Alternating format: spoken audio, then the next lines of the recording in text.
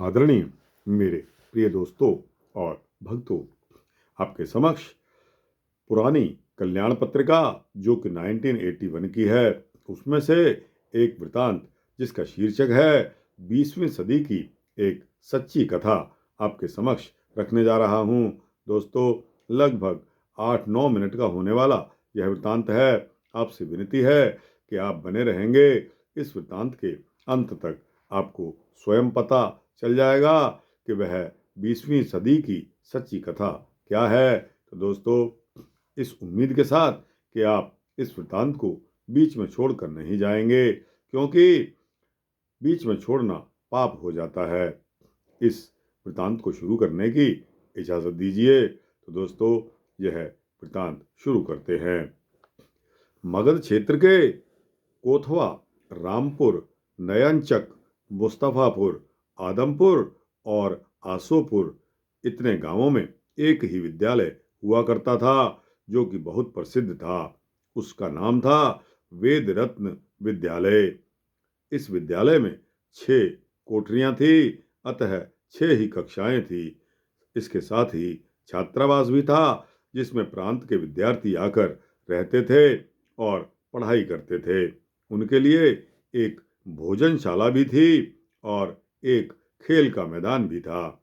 मैदान में गेंद भी खेला जाता था। इस प्रकार विद्यालय में सभी सुविधाएं मौजूद थी। विद्यालय में पहली कक्षा से ही हिंदी, संस्कृत, गणित, अंग्रेजी की पढ़ाई शुरू हो जाती थी। पढ़ाई अच्छी थी। इस स्कूल को खोलने का उद्देश्य था आर्य मत का प्रचार करना। इस विद्यालय का नाम तो वेद रत्न विद्यालय था, किंतु यह वेद विरोधी शिक्षा देता था। विद्यालय की दूसरी कक्षा में धर्म शिक्षा दूसरा भाग नामक एक अनिवार्य पुस्तक थी, जिसके प्रथम पृष्ठ पर लिखा था, प्रश्न, क्या भगवान अवतार लेते हैं? उत्तर है कि नहीं। अगर भगवान का अवतार माना जाए तो वे भी जन्मते और मरने वाले तथा अव्यापक हो जाएंगे। अतः अवतार की बात नहीं माननी चाहिए। राम जी दशरथ एवं कौशल्या से जन्मे और आज नहीं हैं, इसलिए मरे भी हैं। अगर राम को भगवान माना जाए तो ईश्वर को भी जन्मने और मरने वाला ही कहना पड़ेगा। अतः अवतार को ईश्वर नहीं माना जा सकता। अब रही व्यापकता की बात, राम कथा में आता है कि कैकेयी को दिए हुए वरदान के स्वरूप जब राम वन में चले गए तो उनके वियोग में अयोध्यावासी तड़पने लगे। अयोध्या सूनी हो गई। दशरथ की मृत्यु इसका प्रमाण है, जो राम के वियोगों में मर गए। यदि राम ईश्वर होने से व्यापक होते तो वनवास के समय अयोध्या में भी रहते और फिर राम वियोग होता ही क्यों। इस प्रकार अवतार मानने पर अव्यापकता का दोष भी जुड़ जाता है। इस धर्म शिक्षा को पढ़ाने वाले शिक्षक भी उसी मत के थे। वे प्रत्येक लड़के से पाठ पढ़ाने के बाद पूछते कि क्या राम को अवतार मानते हो? तो जन्मने मरने वाले थे तथा व्यापक भी नहीं थे। लड़का क्या कहता? कहता, अब नहीं मानेंगे। हिंदी पढ़ाने वालों में एक लड़का ऐसे घर से उत्पन्न हुआ था जहां सुबह शाम राम धुन गाई जाती थी। उसको आज की पढ़ाई अच्छी नहीं लग रही थी, किंतु उत्तर न मिलने से वह उद्विग्न हो गया। उसकी भूख बंद हो गई। उसकी सांसें उसने अपनी माँ से कहा कि आज हम नहीं खाएंगे, तबीयत ठीक नहीं है। संयोग से उसी शाम उस लड़के के पिता दानापुर से आ गए, जो सनातन धर्म सभा द्वारा दानापुर में संचालित संस्कृत टॉल नामक विद्यालय में पढ़ाते थे तथा 7वें दिन घर आते थे।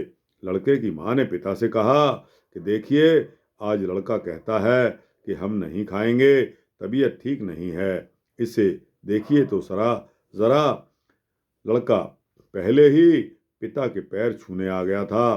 पिता ने पूछा, क्या बात है, भोजन क्यों नहीं करते? तब उद्विग्न लड़के ने कहा, हमारे मन में तो राम है, परंतु फिर उसने सारी बातें दोहरा दी।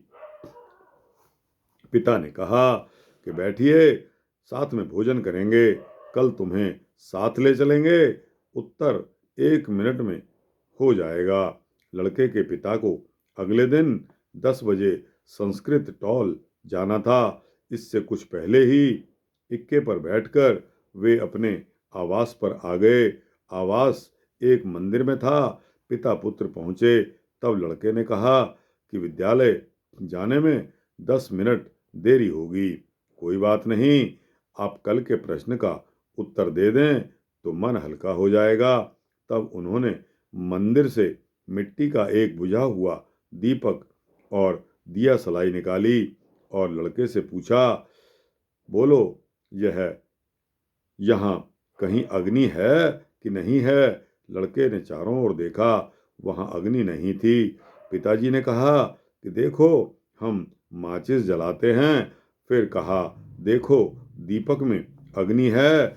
इसके बाद पिता ने उनसे पूछा कि अग्नि सारे मंदिर में है या केवल दिए में है?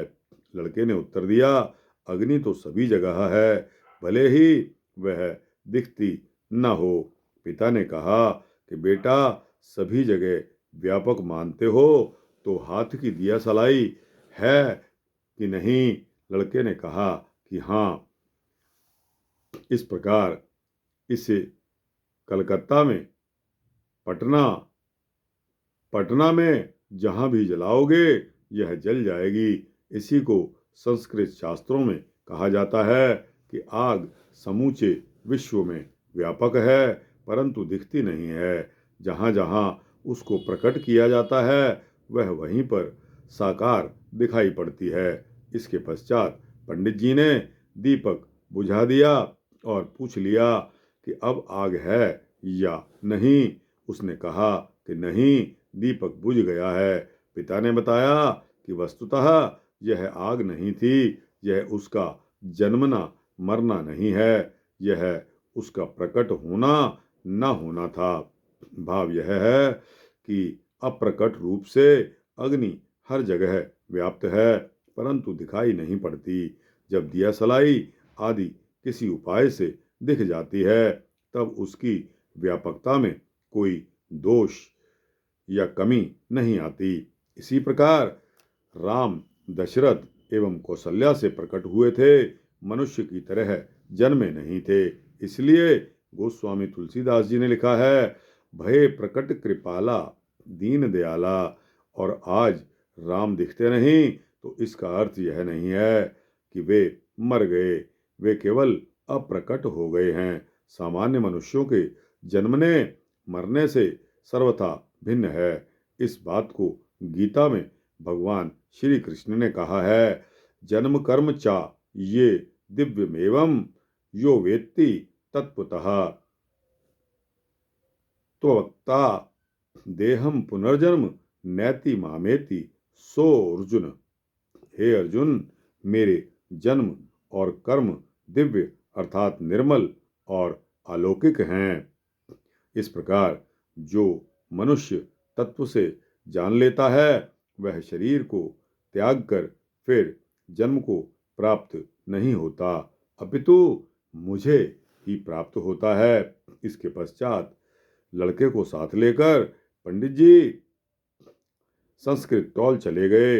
रास्ते में लड़के ने पूछा, आपने रामायण और गीता के प्रमाण दिए, इनको हमारे स्कूल वाले नहीं मानते, अतः हमें कोई वेद का प्रमाण दीजिए। तब पिता ने कहा, चलो हम पढ़ाएंगे। नहीं, हम एक पुस्तक देंगे। हमने जो अभी तक बताया है वह वेद की ही बात है। वेद का एक मंत्र है। वह मंत्र क्या है? अग्निर्य अग्निर्यथैको भुवनं प्रविष्टो रूपं रूपं प्रतिरूपी बभूव। एकस्तथा सर्वभूतान्तरात्मा रूपं रूपं प्रतिरूपां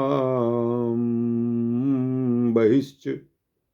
यह कठोपनिषद के दूसरे अध्याय में आया है। जिस प्रकार समस्त ब्रह्मांड में प्रविष्ट एक ही अग्नि नाना रूपों में उनके समान रूप वाला सा हो रहा है, वैसे ही समस्त प्राणियों का अंतर आत्मा पार ब्रह्म एक होते हुए भी नाना रूपों में उन्हीं जैसे रूप वाला हो रहा है और उनके बाहर भी है।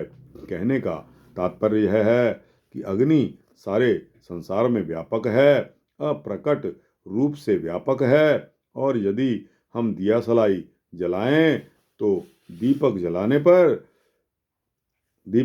पर अल्प तथा होली जलाएं तो वह व्यापक रूप से प्रकट हो जाता है इत्यादि।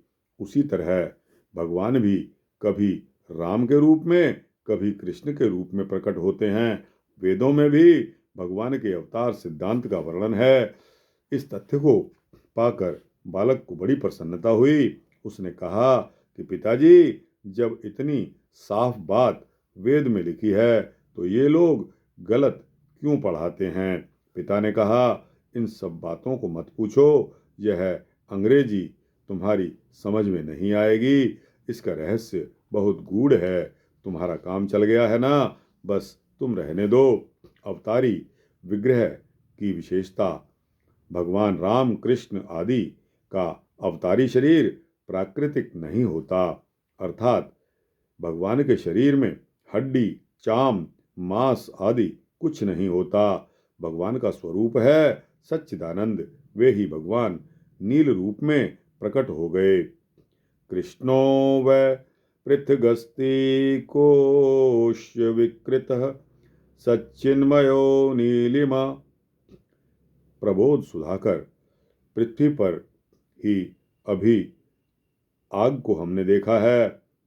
इनका भी शरीर कोई हड्डी, मांस, चाम का नहीं है। फिर भी अग्नि का स्वरूप प्राकृत पदार्थ है, परंतु भगवान इससे सर्वथा विलक्षण हैं। यह अग्नि का आधि भौतिक रूप है, इसका आधिदैविक रूप अलग है, पृथक है। तो दोस्तों, यह 20वीं सदी की एक सच्ची कथा है जो पिता ने अपने पुत्र का मार्गदर्शन किया। और दोस्तों, इसी प्रकार हम लोगों को भी माता पिता होने के नाते अपने बच्चों को इस तरह हमें गाइड करना चाहिए कि वो सही मार्ग पर चलें। तो दोस्तों, 20वीं सदी की यह सच्ची कथा का वृत्तांत यहाँ समाप्त होता है। आपको कैसे लगा? अच्छा लगा हो तो इसको लाइक और शेयर करते हुए अपने दोस्तों, भक्तों, मित्रों, जिज्ञासुओं तक अवश्य पहुंचाना। और दोस्तों, इस कमेंट सेक्शन में अपने राय अवश्य देना। इस चैनल को सब्सक्राइब कर देंगे तो इसी तरह के सूक्ष्म वृत्तांत आपको समय से मिलते रहेंगे। जय श्री हरि, जय श्री विष्णु हरि।